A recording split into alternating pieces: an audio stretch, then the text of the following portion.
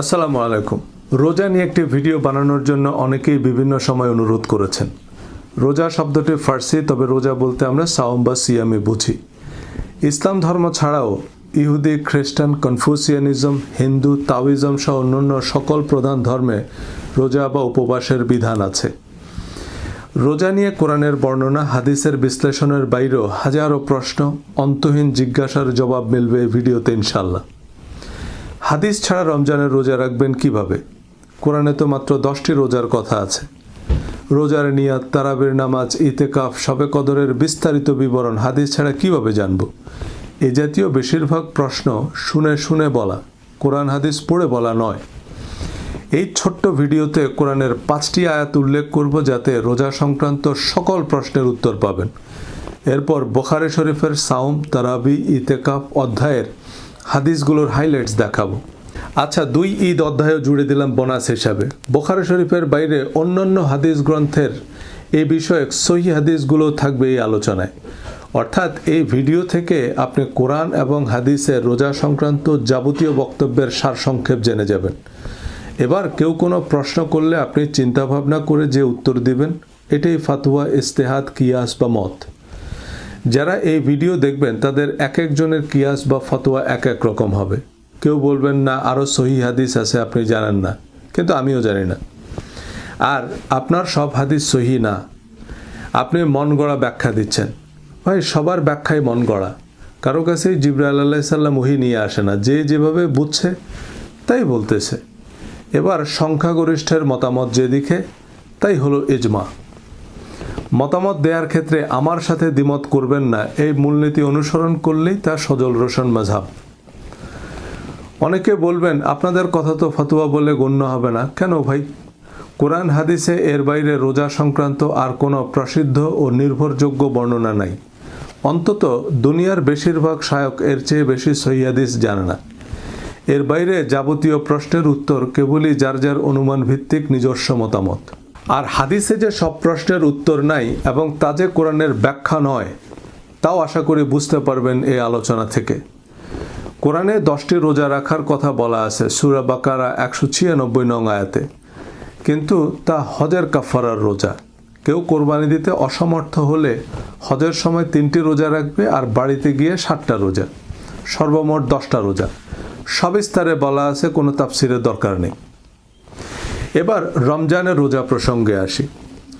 সূরা বাকারা 183 থেকে 187 এই 5টি আয়াতে রোজার সব কিছুই সোজা সাপটা বলা আছে। হে বিশ্বাসীগণ, তোমাদের পূর্ববর্তী লোকদের মতো তোমাদের উপরও সিয়ামকে ফরজ করা হয়েছে, যেন তোমরা সৎকর্মশীল বা সংযমশীল হতে পারো। সুতরাং রোজা ফরজ, আল্লাহ পরিষ্কার বলে দিয়েছেন।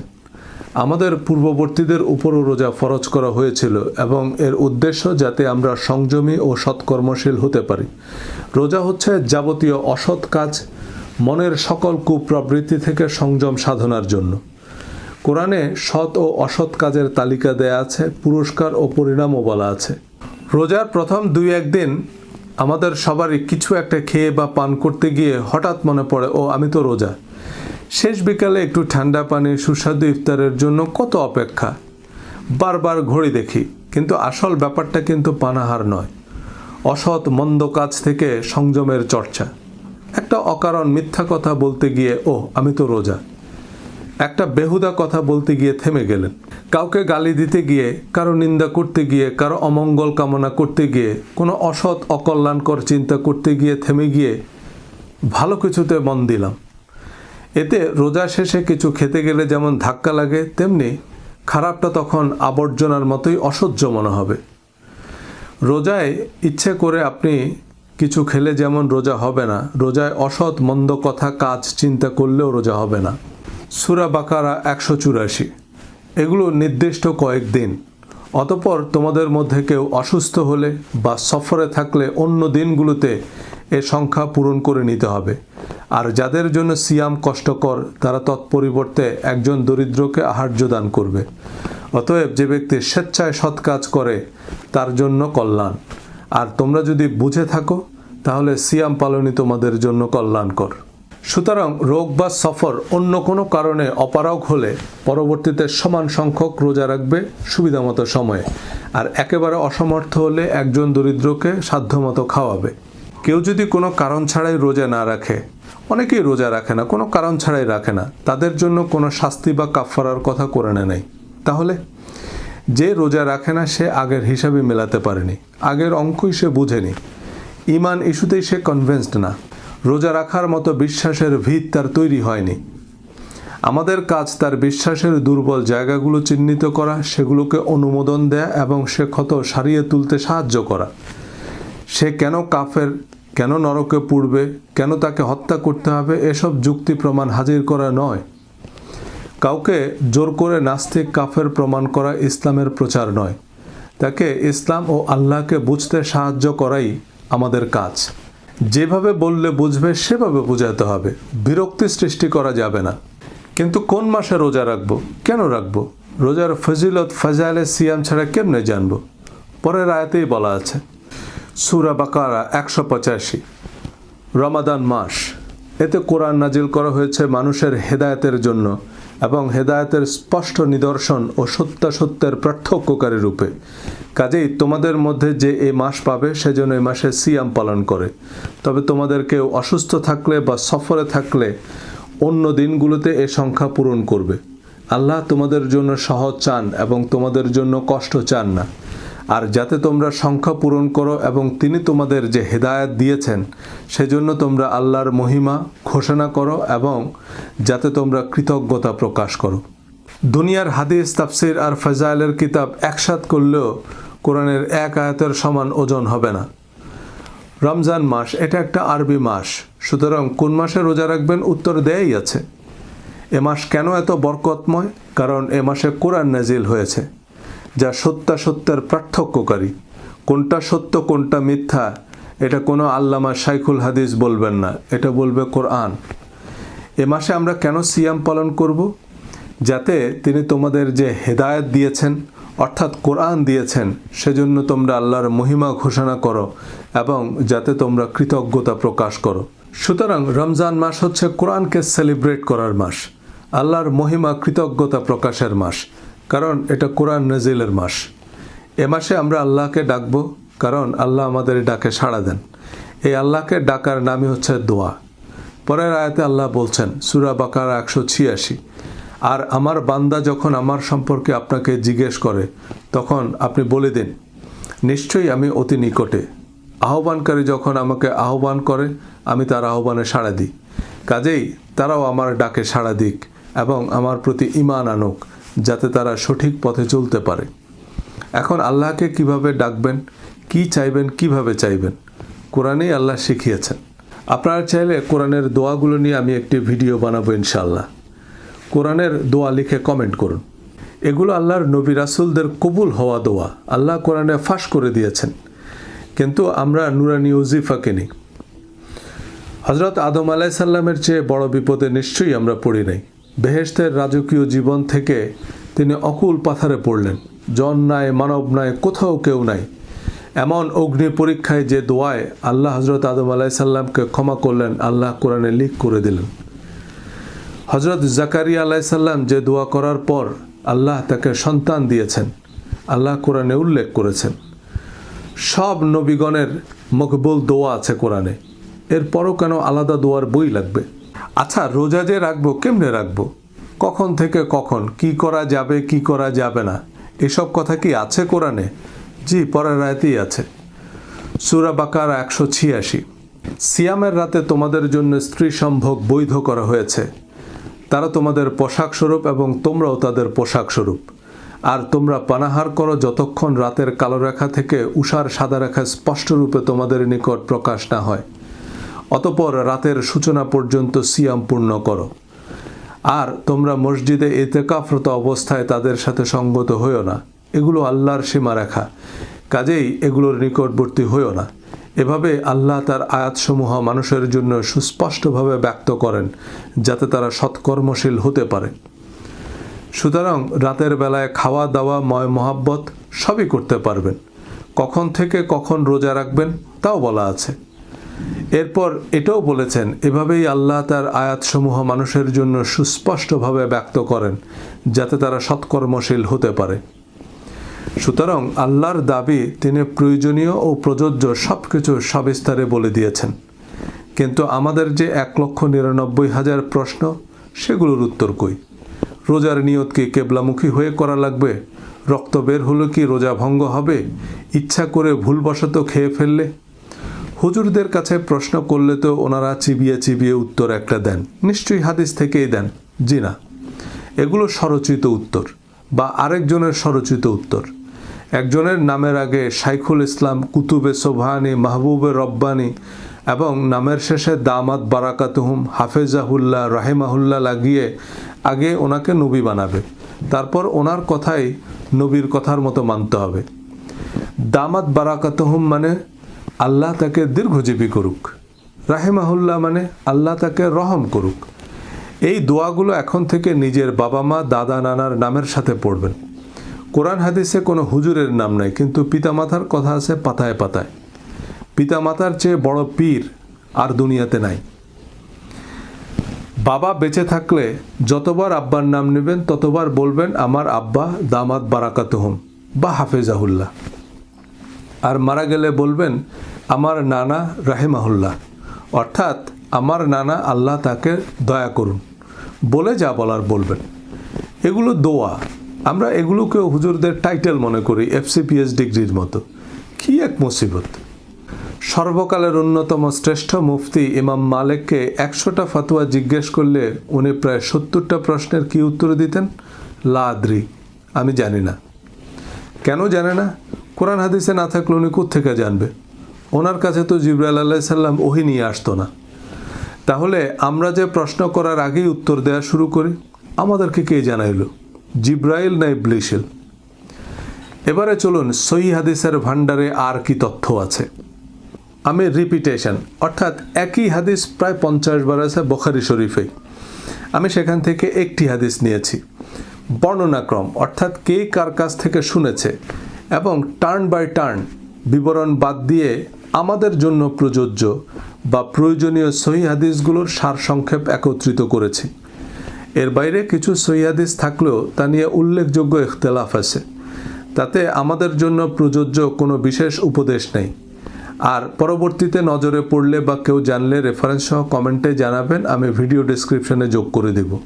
তবে মোটামুটি নিশ্চিত থাকতে পারেন দুনিয়ার 99 ভাগ মুহাদ্দিস রোজা সংক্রান্ত এর চেয়ে বেশি হাদিস জানে না। বুখারী শরীফ সওম অধ্যায়, ইসলামিক ফাউন্ডেশন, সিরিয়াল বাংলা হাদিস অ্যাপ অনুযায়ী। এই সবগুলো হাদিস অবশ্য রোজার সাথে সম্পর্কিত নয়, তবু আমি উল্লেখ করছি। এর বাইরে কিছু হাদিস আমার বোধগম্য হয়নি, আমি স্কিপ করেছি। যেমন রোজাদারের মুখের দুর্গন্ধ আল্লাহর প্রিয়। দুর্গন্ধ আবার আল্লাহর প্রিয় হয় কি করে? আর এই হাদিসের শিক্ষা কি? দাঁত নামে যে মুখে দুর্গন্ধ বানাবো?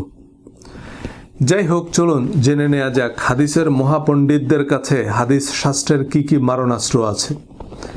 1773 সিয়াম ঢালস্বরূপ, সুতরাং অশ্লীলতা করবে না এবং মূর্খের মতো কাজ করবে না। 1781 রমজানের প্রতি রাতেই জিবরাইল আলাইহিস সালাম নবীজির সাথে একবার সাক্ষাৎ করতেন এবং নবী সাল্লাল্লাহু আলাইহি সাল্লাম তাকে কোরআন শোনাতেন। 1782 যে ব্যক্তি মিথ্যা বলা ও সে অনুযায়ী আমল বর্জন করেনি, তার এ পানাহার পরিত্যাগ করায় আল্লাহর কোনো প্রয়োজন নেই। 1783 সিয়াম আল্লাহর জন্য, তিনিই এর প্রতিদান দিবেন। 1784 যে ব্যক্তির সামর্থ্য আছে সে যেন বিবাহ করে নেয়, আর যার সামর্থ্য নাই সে যেন সাওম পালন করে। সাওম তার প্রবৃত্তিকে দমন করে। এটা বিবাহ অধ্যায়ের হাদিস, তবে রোজা শব্দটি থাকার কারণে এই অধ্যায়েও আছে। 1785 চাঁদ না দেখে তোমরা সাওম পালন করবে না এবং চাঁদ না দেখে ইফতার করবে না। যদি মেঘাচ্ছন্ন থাকে তাহলে তার সময় 30 দিন পরিমাণ পূর্ণ করবে। যাদের ধারণা পৃথিবীর বিভিন্ন বড় বড় শহরে সাহরি ও ইফতারের সময়সূচি বা ইফতারের বাহারি রেসিপি মনে হয় হাদিসে আছে, এই আছে হাদিসে। কারণ হাদিস একটা নির্দিষ্ট সময়ে, নির্দিষ্ট অঞ্চলে, নির্দিষ্ট বাস্তবতায়, নির্দিষ্ট ব্যক্তি বা গোষ্ঠীর জন্য নবীজির উপদেশ, আর কোরআন সার্বজনীন। 1793 তোমরা কেউ রমজানের একদিন কিংবা 2 দিন আগে থেকে সাওম শুরু করবে না। 1800 নবী সাল্লাল্লাহু আলাইহি সাল্লাম তার অনুকরণে এক নাগাড়ে সাওম পালনে সাহাবীদের নিষেধ করলেন। আমি তো তোমাদের মতো নই, আমাকে খাওয়ানো হয়, পানও করানো হয়। এটা রমজানের বাইরে টানা রোজা রাখার কথা বলা হয়েছে। 1801 তোমরা সাহারি খাও, কেননা সাহারিতে বরকত আছে। 1812 এটা খুব ইন্টারেস্টিং একটা হাদিস। এক লোক রোজা অবস্থায় স্ত্রীকে মহব্বত করতে গিয়ে রোজায় ভেঙে ফেলছে। রাসূল সাল্লাল্লাহু আলাইহি সাল্লাম বললেন, একটা কৃতদাস আজাদ করতে পারবে? সে বলল না। তিনি বললেন, এক নাগাড়ে 2 মাস সাওম পালন করতে পারবে? সে বলল না। এরপর তিনি বললেন, 60 জন মিসকিনকে খাওয়াতে পারবে কি? সে বলল না। নবীজি সাল্লাল্লাহু আলাইহি সাল্লাম তাকে এক ঝুড়ি খেজুর দিয়ে বললেন, এগুলো গরিবদের মধ্যে দান করে দাও। ওই লোক বলল, আমার থেকে গরিব এই শহরে আর কেউ নাই। নবীজি সাল্লাল্লাহু আলাইহি সাল্লাম হেসে দিয়ে বললেন, আচ্ছা ঠিক আছে, যাও তুমিই খাও, তোমার পরিবারকেও খাওয়াও। তার মানে আপনার সামর্থ্য অনুযায়ী যতটুকু পারেন ততটুকু করবেন। 1822 সফরে সাওম পালনে কোনো নেকি নাই। 1828 সাওম এর কাজা জিম্মায় রেখে যদি কোনো ব্যক্তি মারা যায় তাহলে তার অভিভাবক তার পক্ষ থেকে সাওম আদায় করবে। 1833 লোকেরা যতদিন যাবৎ সময় হওয়া মাত্র ইফতার করবে ততদিন তারা কল্যাণের উপর থাকবে। 1867 নবীজি সাল্লাল্লাহু আলাইহি সাল্লাম 2 ঈদের দিনে সাওম পালন করতে নিষেধ করেছেন। 1879 আশুরের দিনকে ইহুদিগণ ঈদ মনে করত এবং সাওম পালন করত। নবীজি সাল্লাল্লাহু আলাইহি সাল্লাম বললেন, তোমরাও এদিনে সাওম পালন করো। লাইলাতুল কদরের তারিখ নবীজি সাল্লাল্লাহু আলাইহি সাল্লামকে স্বপ্নযোগে জানিয়েছিল, কিন্তু তিনি তা ভুলে গিয়েছেন এবং বিজোড় রাতে খোঁজ করতে বললেন। এমন হাদিস অন্যান্য অধ্যায়ে মিলিয়ে 20-25 বার আছে বুখারী শরীফেই। হাদিসের নম্বর আমিও ভুলে গিয়েছি। এই হচ্ছে বুখারী শরীফের সাওম অধ্যায়ের হাদিস। এবারে বুখারী শরীফের বাইরে মুসলিম শরীফ থেকে মুসান্নাফে আব্দুর রাজ্জাক পর্যন্ত রমজানের রোজা সংক্রান্ত আর যত সহিহ হাদিস আছে তার সারসংক্ষেপ বলি। ইমাম বুখারী অবশ্যই হাদিসগুলো সহি মনে করেননি। মিশকাত সিরিয়াল নম্বর বাংলা হাদিস অ্যাপ অনুযায়ী। আমাদের ও আহলে কিতাবদের মধ্যে পার্থক্য হলো সাহারির, মানে তারা সাহারি খায় না। 1987 যে ব্যক্তি ফজরের আগে সাওমের নিয়ত করবে না তার সাওম হবে না। তিরমিজি, আবু দাউদ, নাসাই, দারেমি। 1888 তোমাদের কেউ ফজরের আজান শুনতে পেলে সে যেন হাতের বাসন রেখে না দেয়, বরং নিজের প্রয়োজন সেরে নেয়। আবু দাউদ। 2007 অনিচ্ছায় বমি হলে তার রোজা কাজা করতে হবে না। তিরমিজি, আবু দাউদ, ইবনে মাজাহ, দারেমি। 2012 যে শিঙ্গা লাগায় ও যে শিঙ্গা দেয় উভয়ই নিজেদের সাওম ভেঙে ফেলেছে। আবু দাউদ, ইবনে মাজাহ ও দারেমি। এই হাদিস শোনার আগ পর্যন্ত কিন্তু শিঙ্গা লাগাইলেও আপনার রোজা ভাঙতো না, এখন ভাঙবে। এভাবে যত প্রশ্ন করবেন তত বনি ইসরায়েলের গরুর মতো জিনিসটা কঠিন হবে। 2032 ঋতুবতী মহিলাদের সাওম কাজা করতে হয়, সালাত কাজা করতে হয় না। মুসলিম, মুসান্নাফে আব্দুর রাজ্জাক। 2047 যে ব্যক্তি রমজান মাসের সাওম রাখবে অতঃপর সে শাওয়াল মাসের 6টি সাওম রাখবে তাহলে সে একাধারে সাওম পালনকারী বলে গণ্য হবে। মুসলিম ও অন্যান্য। হাদিসের সহজ পাঠ শিরোনামে কয়েকটি পর্বে হাদিসের এমন হাইলাইটস দেখাবো। কোরআনের বাইরে হাদিস থেকে সব প্রশ্নের উত্তর মিলবে না, বরং নতুন প্রশ্ন তৈরি হবে। তবুও মুহাদ্দিস হুজুররা কি না জানি সব জেনে ফেললো, কি গোলা বারুদ না জানি তাদের কাছে আছে, এই আশঙ্কায় আমরা তাদের তাকলিদ করি। যারা নিজেরাই ইজতেহাদ করতে চান, বুঝে ধর্মচর্চা করতে চান, তাদের জন্য আমি এই সিরিজটি বানানোর ইচ্ছা রাখি। আগ্রহীরা হাদিসের সহজ পাঠ লিখে কমেন্ট করুন। হাদিস জানলে নিজেই বুঝবেন যে হাদিস কোরআনের মতো সার্বজনীন নির্দেশ নয় এবং তা কোরআনের ব্যাখ্যা নয়। এবারে বুখারী শরীফের তারাবি অধ্যায়। ঘুরিয়ে ফিরিয়ে 3টা দরকারি হাদিস আছে। 1882 যে ব্যক্তি ইমানের সাথে সওয়াব লাভের আশায় তারাবি সালাত আদায় করে তার পূর্ববর্তী গুনাহসমূহ মাফ করে দেওয়া হয়। 1883 হযরত ওমর রাদিয়াল্লাহু তাআলা আনহু ইমামের সাথে সম্মিলিত তারাবি সালাত আদায়ের প্রচলন করেছিলেন। 1885 নবীজি সাল্লাল্লাহু আলাইহি সাল্লাম 3 দিন রাতে সালাত আদায় করেন এবং লোকেরা তার সাথে সালাত আদায় করেন। চতুর্থ দিন ফরজ হয়ে যাওয়ার আশঙ্কায় তিনি আর বের হননি।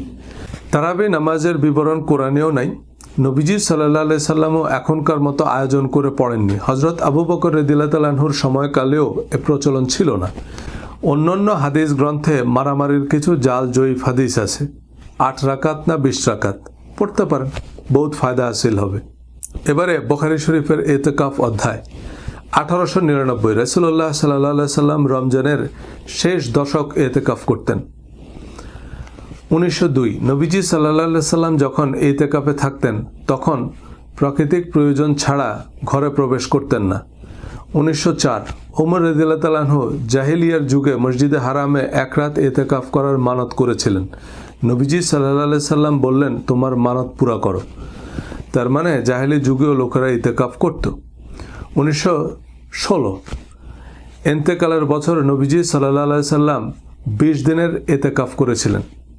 যারা এতক্ষণ ধৈর্য ধরে সাথে ছিলেন তাদের জন্য বোনাস হিসাবে 2 ঈদ অধ্যায়ের হাইলাইটস। 903 আজকের এই দিনে আমরা প্রথমে সালাত আদায় করব, এরপর কোরবানি করব। 906 সালাতের আগে যে জবে করবে তাকে আবার জবে বা কোরবানি করতে হবে। এই হাদিস অন্তত 20 বার আছে বুখারী শরীফেই। 903 নবীজি সাল্লাল্লাহু আলাইহি সাল্লাম ঈদ উল ফিতরের দিন কিছু খেজুর না খেয়ে বের হতেন না। বিজোড় সংখ্যক খেজুর খেতেন বলে বর্ণনা আছে। তিনি হয়তো গুনে খাননি, আরেকটা কম বেশি খাইলে হাদিসটা হতো তিনি জোর সংখ্যক খেজুর খেয়েছেন। 908 ঈদগাহে নবীজি সাল্লাল্লাহু আলাইহি সাল্লাম সালাত শেষ করে তিনি লোকেদের নসিহত করতেন, উপদেশ দিতেন এবং নির্দেশ দান করতেন। সালাতের আগে বক্তৃতা করা সুন্নাহ বিরোধী। 913 নবীজি সাল্লাল্লাহু আলাইহি সাল্লাম ঈদ উল ফিতরে 2 রাকাত সালাত আদায় করেন। এর আগে পরে আর কোনো সালাত আদায় করেননি। 918 জিলহজ মাসের প্রথম 10 দিনের আমল অন্যান্য দিনের আমলের তুলনায় উত্তম। এই আমল দ্বারা হজ ওমরা উদ্দেশ্য হতে পারে। 923 ঈদগাহে ঋতুবতী মহিলারা আলাদা থাকতেন। 924 খুতবা শেষে মহিলাগণের কাছে গিয়ে নবীজি সাল্লাল্লাহু আলাইহি সাল্লাম তাদের উপদেশ দিতেন, তাদের নসিহত করতেন এবং তাদের সদকা দানের নির্দেশ দিতেন। 925 নবীজি সাল্লাল্লাহু আলাইহি সাল্লাম ঈদুল আজহার দিনে বাকি কবরস্থানে গমন করেন, তারপর তিনি 2 রাকাত সালাত আদায় করেন। That's it. এই হাদিসগুলো ছাড়া ইসলাম ধর্ম অচল। আমাদের শাইখুল হাদিসরা উত্তর মেরু দক্ষিণ মেরু একত্র করেছেন এই তথ্যগুলো জানার জন্য। ভিডিওটি আবার দেখুন, মেলানোর চেষ্টা করুন এই বিচ্ছিন্ন বিক্ষিপ্ত বর্ণনাগুলো কি কোরআনের ব্যাখ্যা। এতে কি আমাদের সব প্রশ্নের উত্তর মিলেছে নাকি আরও জটিলতা বেড়েছে? এর চেয়ে কোরআনের বর্ণনা কি আরও স্পষ্ট নয়? যাই হোক, এই হচ্ছে শাইখুল হাদিসদের জ্ঞানের ভাণ্ডার। আপনার বিশ্বাস না হলে পরিচিত কোনো মুহাদ্দিসকে রমজানের রোজা, তারাবি, শবে কদর, ইতিকাফ ও ঈদ নিয়ে কি কি সহিহ হাদিস আছে জিজ্ঞেস করলে বুঝবেন উনি কয়টা হাদিস জানে। এক হাদিস বুখারী শরীফেই 20 বার আছে। কিছু হাদিসের সাথে নবীজি সাল্লাল্লাহু আলাইহি সাল্লামের সম্পৃক্ততা নেই, আমাদের জন্য প্রযোজ্য কোনো মেসেজ নেই, সেজন্য আমি স্কিপ করেছি। আর কারো এই শর্টকাট পছন্দ না হলে তিনি মহিষের চামড়ার উপর হাতে লেখা অরিজিনাল পাণ্ডুলিপিতে এই জিনিসগুলো জানতে পায়ে হেঁটে উজবেকিস্তান যেতে পারেন। কোরআন এবং হাদিসের প্রয়োজনীয় তথ্য আপনার কাছে আছে। এরপর কোনো প্রশ্ন মাথায় আসলে আপনার যা সঠিক মনে হবে তাই উত্তর। আপনি যদি কেবলা নির্ণয় করতে না পারেন, আপনার যেদিকে কেবলা মনে হবে সেদিকেই কেবলা। এ মূলনীতি বলা আছে বুখারী শরীফের প্রথম হাদিসেও। প্রত্যেক কাজ নিয়তের সাথে সম্পর্কিত, আর মানুষ তার নিয়ত অনুযায়ী ফল পাবে। আপনার সাথে বোঝাপড়া হচ্ছে আল্লাহর, আর আল্লাহ জানে আপনি কি উদ্দেশ্যে কি করেছেন। আমাদের নামাজ, রোজা, হজ, কোরবানি যদি আল্লাহর উদ্দেশ্যে হয় তবে যেভাবেই করছি, যতটুকুই করছি আল্লাহ অবশ্যই কবুল করবেন। আর ঝগড়ার উদ্দেশ্যে, তর্কে জেতার জন্য, লোক দেখানোর খাতিরে, নিজেদের মজহাব প্রতিষ্ঠার জন্য যাই করেন, মনে রাখবেন আল্লাহ আমার আপনার নামাজ, রোজা, হজ, কোরবানির কাঙ্গাল না। আল্লাহর সৃষ্টি জগতের তুলনায় আমাদের এই পৃথিবীটা একটা অদৃশ্য ভাইরাসের চেয়েও ক্ষুদ্র। আমি আপনি তো হিসাবেই পড়ি না, এমন 1 বিলিয়ন পৃথিবী বিলীন হয়ে গেলেও স্রষ্টার সৃষ্টি জগতের কিছুই হবে না। ধন্যবাদ।